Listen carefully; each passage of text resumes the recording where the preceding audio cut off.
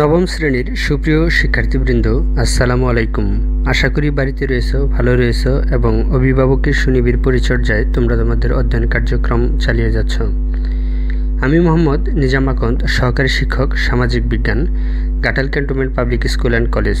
সুপ্রিয় শিক্ষার্থীরা, আজকে আমরা তোমাদের বাংলাদেশ ও বিশ্ব পরিচয় অধ্যায় 12 থেকে দ্য ইকোনমিক ইন্ডিকেটরস অর্থাৎ অর্থনৈতিক নির্দেশনসমূহ নিয়ে আলোচনা করব। আজকে আমরা অধ্যায় 12 পার্ট 1 জিএনপি অর্থাৎ gross national product, GDP gross domestic product and PCI per capital income নিয়ে আলোচনা করব। তাহলে আমরা প্রথমেই সুপ্রিয় শিক্ষার্থীরা দেখে নিব আজকের আলোচনার বিষয়গুলো কি কি। এই পাঠ শেষে তোমরা যে বিষয়গুলো সম্পর্কে জানতে পারবে সেগুলো হচ্ছে জিডিপি, জিএনপি ও পিসিআই সম্পর্কে বলতে পারবে এবং দেশের মোট জাতীয় আয়ে যে সব খাতের অবদান রয়েছে তা ব্যাখ্যা করতে পারবে। সুপ্রিয় শিক্ষার্থীরা, তোমরা অবশ্যই মনে রাখবে এখান থেকে কিন্তু তোমাদের অ্যাসাইনমেন্ট দেওয়া হবে। সেক্ষেত্রে এই পাঠটি খুব গুরুত্বের সাথে তোমরা লক্ষ্য করবে এবং তথ্যগুলো সংগ্রহ করার চেষ্টা করবে। সুপ্রিয় শিক্ষার্থীরা, চলো যাই আজকে আমাদের মূল আলোচনার বিষয়। প্রথমেই আমরা জেনে নিব কিছু তথ্য। আমরা এখানে একটি কারখানার ছবি দেখতে পাচ্ছি। এর মাধ্যমে দেশের অর্থনৈতিক উন্নয়ন ত্বরান্বিত হয়। একটি দেশের গার্মেন্টস ফ্যাক্টরি, যার মাধ্যমে উৎপাদিত দ্রব্য সামগ্রী বা সেবাসমূহ বিদেশে এবং দেশের অভ্যন্তরে বিক্রি করে একটি নির্দিষ্ট পরিমাণ অর্থ উপার্জন করা হয়। এরপরে রয়েছে একটি কারখানা অর্থাৎ গ্লাস শিল্প, যে গ্লাস আমাদের দেশে ব্যবহৃত হয় এবং বিদেশেও রপ্তানি করা হয়। সুপ্রিয় শিক্ষার্থীরা, এগুলো সবগুলোই একটি দেশের মোট জাতীয় উৎপাদন এবং আর্থিক মূল্যের ক্ষেত্রে গুরুত্বপূর্ণ অবদান রাখে। সুপ্রিয় শিক্ষার্থীরা, চলো আমরা আমাদের মূল আলোচনায় যাই। আমরা প্রথমেই যে বিষয়টা জেনে নেব সেটা হচ্ছে জিডিপি কি, অর্থাৎ জিডিপি বলতে কী বোঝায়। জিডিপি এর পূর্ণ রূপ হলো গ্রোস ডোমেস্টিক প্রোডাক্ট, অর্থাৎ একটি নির্দিষ্ট সময়ে একটি দেশের অভ্যন্তরে দেশি বা বিদেশি নাগরিকদের দ্বারা উৎপাদিত সকল দ্রব্য বা সেবার আর্থিক মূল্যকে মোট দেশজ উৎপাদন বলে, অর্থাৎ গ্রোস ডোমেস্টিক প্রোডাক্ট বলে। এখানে একটি বিষয় খুব লক্ষণীয় যে এখানে আমরা সংজ্ঞাটি যদি পড়ি তাহলে কিছু কিছু তথ্য পাবো। সেটা হচ্ছে একটি নির্দিষ্ট সময়ের কথা বলা হচ্ছে, একটি দেশের অভ্যন্তরে বলা হচ্ছে এবং দেশি এবং বিদেশি নাগরিকদের দ্বারা উৎপাদিত সকল দ্রব্য এবং সেবার কথা বলা হয়েছে। তাহলে ধরা যাক বাংলাদেশের কথা। বাংলাদেশে একটি নির্দিষ্ট সময়ে অর্থাৎ 1 বছরে বাংলাদেশের অভ্যন্তরে দেশি বিনিয়োগকারী এবং বিদেশি বিনিয়োগকারীদের দ্বারা যে সকল দ্রব্য সামগ্রী সেবা উৎপাদিত হবে তার আর্থিক মূল্যই হচ্ছে মূলত দেশজ উৎপাদন। সুপ্রিয় শিক্ষার্থীরা, অবশ্যই বিষয়টা তোমাদের কনসেপ্ট ক্লিয়ার হয়েছে। অর্থাৎ আমি আবারও বলছি, বাংলাদেশের ভিতরে যদি দেশি এবং বিদেশি উভয় নাগরিকদের দ্বারাই উৎপাদিত দ্রব্য সামগ্রী উৎপাদিত হয় তাহলে সেই উৎপাদনটার আর্থিক মূল্যটাকে জিডিপি হিসেবে ধরা হয়। অর্থাৎ একটি দেশের ভিতরে দেশীয় বিনিয়োগকারীও উৎপাদন করতে পারবে, বিদেশি বিনিয়োগকারীও উৎপাদন করতে পারবে। সুপ্রিয় শিক্ষার্থীরা, তাহলে আমরা বলতে পারি একটি নির্দিষ্ট সময়ে একটি দেশের ভিতরে বা অভ্যন্তরে দেশীয় বিনিয়োগকারী এবং বিদেশি বিনিয়োগকারী বা নাগরিকদের দ্বারা উৎপাদিত সকল দ্রব্য বা সেবার যে আর্থিক মূল্য রয়েছে সেটাই হচ্ছে মোট দেশজ উৎপাদন। সুপ্রিয় শিক্ষার্থীরা, সেবা বলতে কোনটাকে বোঝায়? আমরা এর আগের পাঠে দেখেছি যে সকল দ্রব্য এবং সেবার আর্থিক মূল্য। তাহলে সেবা বলতে কোনটাকে বোঝায়? সেবা বলতে কোনো অবস্তুগত দ্রব্যকে বোঝায় যার উপযোগ এবং বিনিময় মূল্য আছে, অর্থাৎ উপযোগ আছে এবং বিনিময় মূল্য আছে, সেটাই সেবা। আমরা সাধারণত আমাদের একটি হালকা একটা কনসেপ্ট ভিতরে রয়েছে যে সেবা বলতে মানুষ শুধু সেবাই করে যাবে, এর কোনো আর্থিক মূল্য নয়। না, অর্থনীতির ভাষায় সেবা বলতে ওই ধরনের অবস্তুগত দ্রব্যকে বোঝায় যার উপযোগ আছে এবং বিনিময় মূল্য আছে। যেমন শিক্ষকের পাঠদান, এটা বিনিময় হয়ে থাকে এবং এর চাহিদাও রয়েছে এবং আর্থিক মূল্য রয়েছে। চিকিৎসা প্রদান, ব্যাংক সত্যিকারের অর্থ সংক্রান্ত সহায়তা দান। সুপ্রিয় শিক্ষার্থীরা, তাহলে আমরা বলতে পারি সেবা বলতে ওই সমস্ত অবস্তুগত দ্রব্যকে বোঝায় যার উপযোগ এবং বিনিময় মূল্য আছে। একটি দেশের কোনো নাগরিক বা দেশীয় কোনো কোম্পানি যদি বিদেশে কাজ বা ব্যবসা বাণিজ্য করে দেশে অর্থ পাঠায়, সে অর্থ বা আয় মোট দেশজ উৎপাদন হিসেবে বিবেচিত হবে না। সুপ্রিয় শিক্ষার্থীরা, আমরা কিন্তু এই জায়গাতে আমাদের সবচেয়ে বড় সমস্যা হয়। এখানে বলা হচ্ছে যে একটি দেশের অভ্যন্তরে মানে ভিতরেই, দেশি হোক বিদেশি হোক, বিনিয়োগকারীদের দ্বারা যদি একটি দেশের ভিতরেই কোনো দ্রব্য উৎপাদিত হয়, সেটার আর্থিক মূল্য জিডিপি হিসেবে বিবেচিত হবে। তবে বিদেশ থেকে আয় করে সেটা দেশের অভ্যন্তরে নিয়ে আসলে সেটা কখনোই জিডিপি হিসেবে বিবেচিত হবে না। যেখানে এটা বলা হয়েছে দেশের কোনো নাগরিক বা দেশের কোনো কোম্পানি যদি বিদেশে কাজ বা ব্যবসা বাণিজ্য করে দেশে অর্থ পাঠায়, সে অর্থ বা আয় মোট দেশজ উৎপাদন হিসেবে বিবেচিত হবে না। এটি হচ্ছে দেশের অভ্যন্তরীণ উৎপাদনের আর্থিক মূল্য। দেশের অভ্যন্তরেই উৎপাদিত হবে, সেটা দেশি বিনিয়োগকারী হোক আর বিদেশি বিনিয়োগকারীদের দ্বারাই হোক। এ পর্যায়ে আমরা যেটা জানবো সেটা হচ্ছে জিএনপি। সুপ্রিয় শিক্ষার্থীরা, তোমরা কনসেপ্টগুলো ভালোভাবে বোঝার চেষ্টা করুন। জিএনপি এর পূর্ণরূপ হলো গ্রোস ন্যাশনাল প্রোডাক্ট। একটি নির্দিষ্ট সময় অর্থাৎ এক বছরে একটি দেশের নাগরিকদের দ্বারা উৎপাদিত সকল দ্রব্য বা সেবার আর্থিক মূল্যকে মোট জাতীয় উৎপাদন বলে।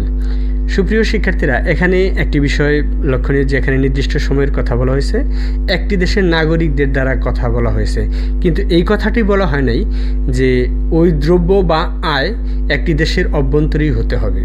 এই কথাটা কিন্তু এখানে বলা নাই। তাহলে আমরা যে বিষয়টা সুন্দর করে বলতে পারি সেটা হচ্ছে যে একটি দেশের নাগরিক যদি বিদেশে বিনিয়োগ করে বিদেশ থেকে অর্থ আয় করে দেশে নিয়ে আসে, সেটা জিএনপির অন্তর্ভুক্ত হবে। অর্থাৎ একটি নির্দিষ্ট সময়ে একটি দেশের নাগরিকদের দ্বারা উৎপাদিত সকল দ্রব্য বা সেবার আর্থিক মূল্যকে মোট জাতীয় উৎপাদন হিসেবে বিবেচনা করা হয়।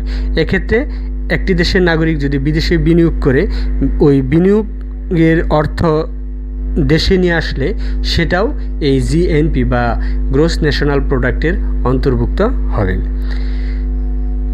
এক্ষেত্রে দেশের কোনো নাগরিক দেশে বা বিদেশে কাজ বা ব্যবসা বাণিজ্য করে সে অর্থ বা আয় যদি দেশের অর্থনীতির সাথে যুক্ত হয়, তবে তা মোট জাতীয় উৎপাদন হিসেবে বিবেচিত হবে। মোট জাতীয় উৎপাদনকে তিনটি দিক থেকে বিবেচনা করে পরিমাপ করা হয়। 1. উৎপাদিত দ্রব্য সামগ্রী ও সেবা।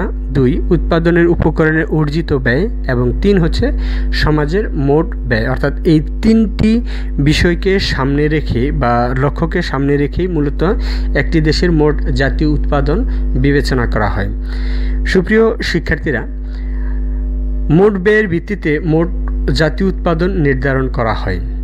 অর্থাৎ আমাদের যে ব্যয়টা হবে সেটার উপর ভিত্তি করে মূলত একটি দেশের জাতীয় উৎপাদন নির্ণয় করা হয়। এই পদ্ধতি অনুসারে কোনো নির্দিষ্ট সময়ে দেশের সমস্ত ধরনের ব্যয় যোগ করলে মোট জাতীয় উৎপাদনের আর্থিক মূল্য পাওয়া যায়।